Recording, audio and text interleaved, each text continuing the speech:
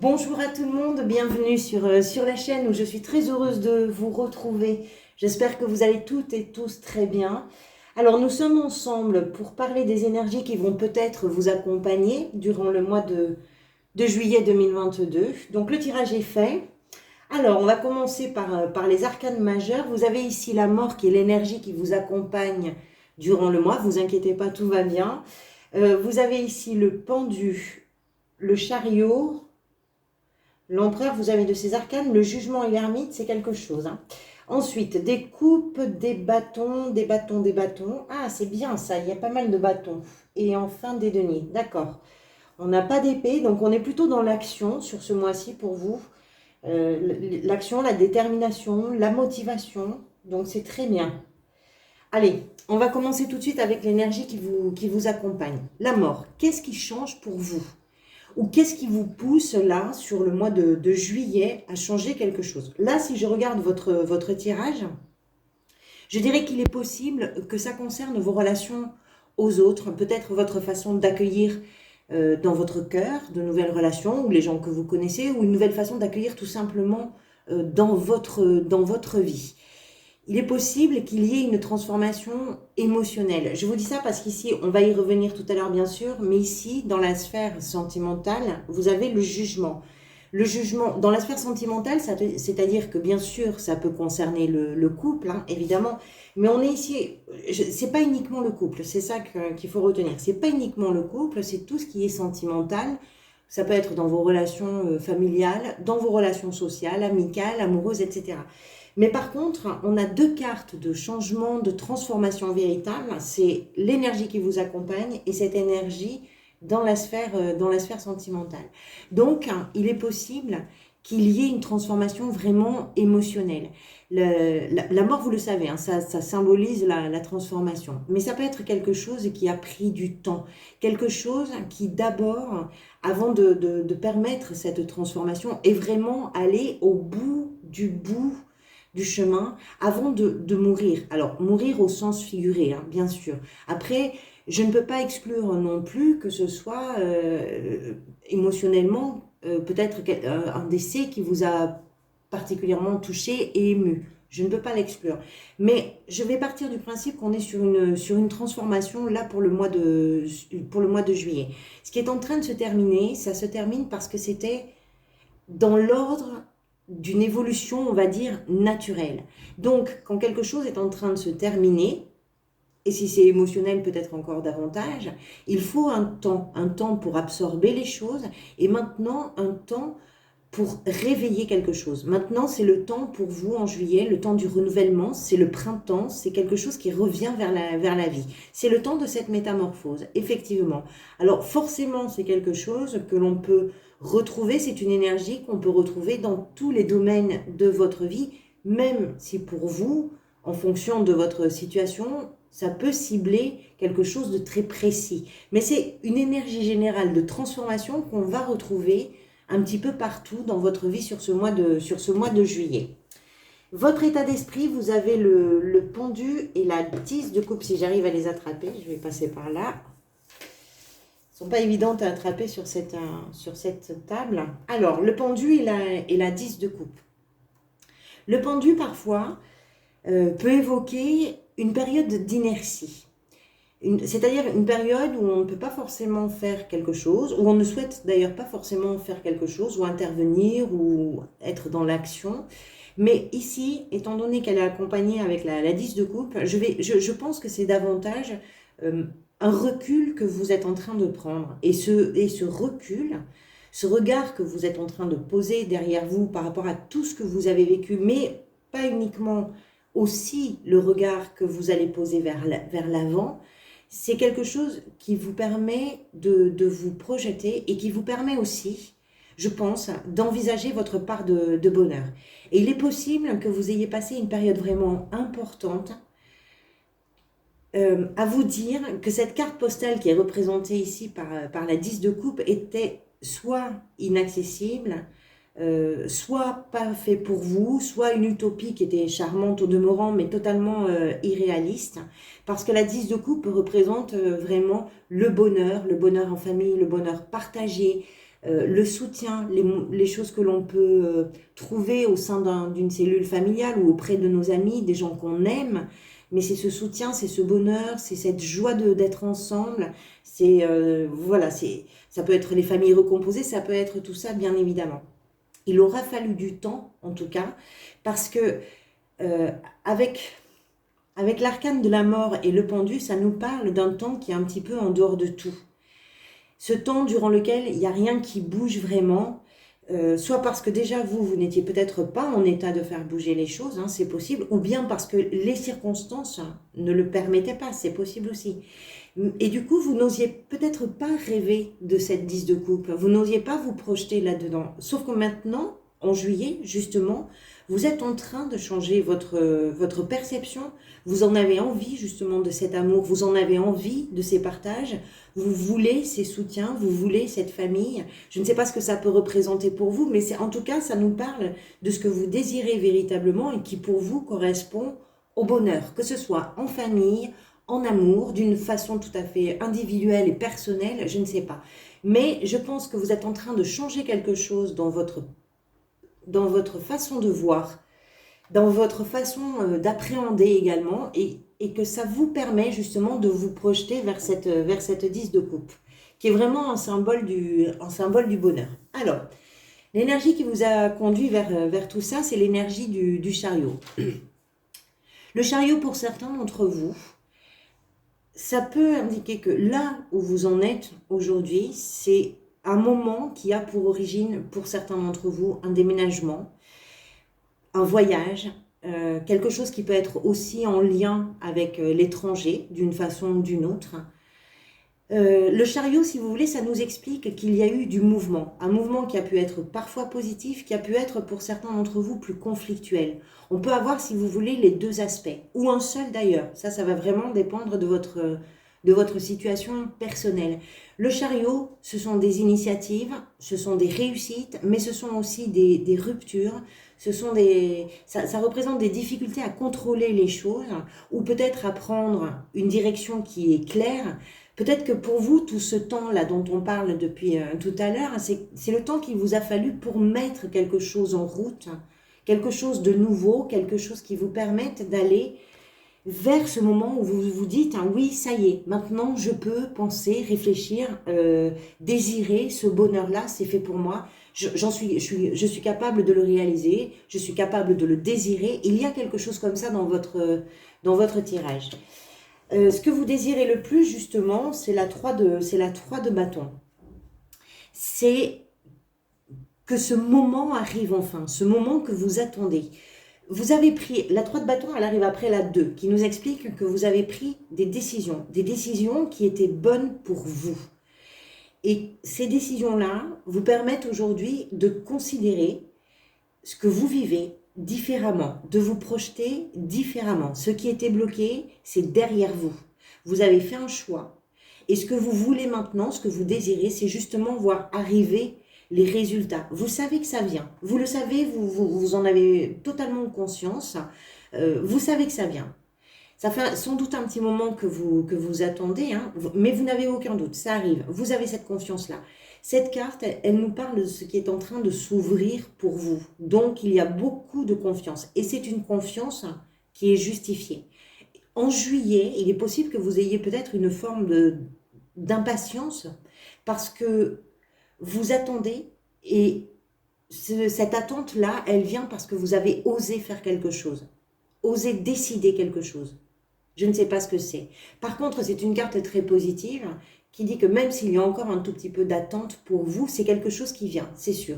On est sur le début de la ligne des bâtons, ce qui veut dire que derrière, il y a toute la suite. Vous avez pas mal de bâtons, hein, je vous parlais de...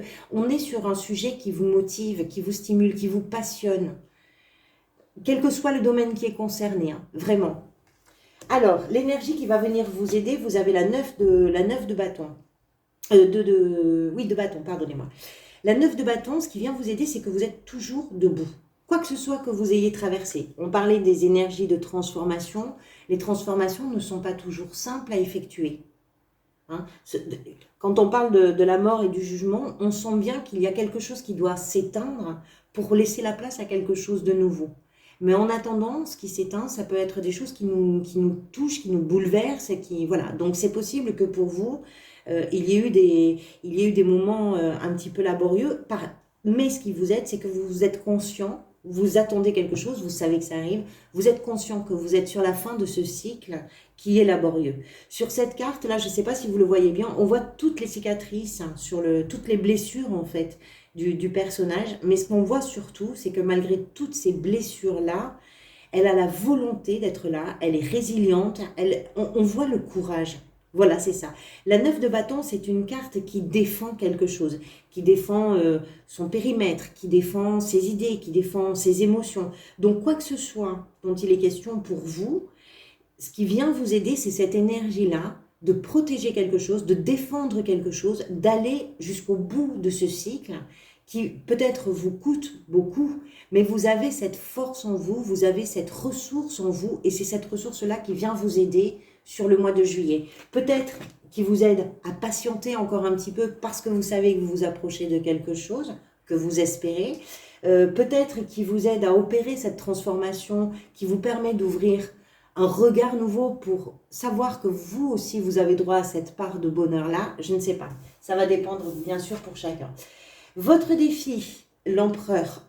Alors, le défi pour vous, c'est peut-être votre organisation, c'est possible. L'empereur, si vous voulez, il aime prendre les choses en main, il aime donner les ordres, il aime que ça roule, c'est un personnage qui structure, alors homme ou femme, hein, vous prenez, vous adaptez bien sûr, hein. C'est un personnage qui va structurer, qui va organiser, qui va planifier les choses, toujours en vue d'une évolution d'ailleurs. Ici, peut-être que vous traînez un petit peu la patte par moment. Voilà, c'est votre défi de structurer davantage, de mieux vous organiser dans vos responsabilités, dans vos priorités, dans je ne sais pas quoi. Mais on voit que c'est en défi, donc cette organisation-là. On voit que vous espérez quelque chose, peut-être que vous vous laissez aussi un petit peu déborder par cette attente. Et du fait d'être en attente, peut-être que comme vous attendez, parce que vous savez que ça arrive, mais du coup vous êtes sur cette position d'attente, ça fait que vous laissez un petit peu de côté tout ce que vous avez à faire ou à organiser, et du coup vous avez du mal à planifier, vous avez du mal à avoir cette rigueur de l'empereur. Voilà, c'est ça votre défi, c'est d'être un peu plus rigoureux, un peu mieux organisé, peut-être un peu plus structuré dans ce que vous êtes en train de vivre et de faire. Dans la sphère professionnelle, la 6 de bâton, magnifique. Ça, c'est vraiment une carte de réussite, une carte de victoire, une carte aussi de reconnaissance. Et je pense que c'est quelque chose peut-être qui appartient aussi au domaine de vos attentes. La 6 de bâton, ça nous parle justement de vos résultats. Et avec cette carte-là, les résultats sont très brillants. Parce que vous avez su dépasser vos doutes, parce que vous avez dépassé aussi vos incertitudes. Peut-être que avant cette carte-là, avant ces réussites-là du mois de juillet, bah vous avez eu un sentiment d'instabilité et vous avez fait tous les efforts qui étaient nécessaires pour que justement ça devienne payant. Donc on a avec cette carte des notions de respect, des notions de succès, des notions de reconnaissance, que ce soit par vos supérieurs, par vos clients, par votre public ou peu importe. En tout cas, dans votre environnement professionnel. Alors, si vous êtes à la recherche d'un emploi, bien évidemment, c'est une carte extrêmement positive, hein. On voit qu'il y a du succès, donc forcément, ça peut nous indiquer que vous êtes sur une dynamique pour trouver quelque chose qui vous correspond, où on va justement pouvoir bénéficier de vos compétences et de vos talents.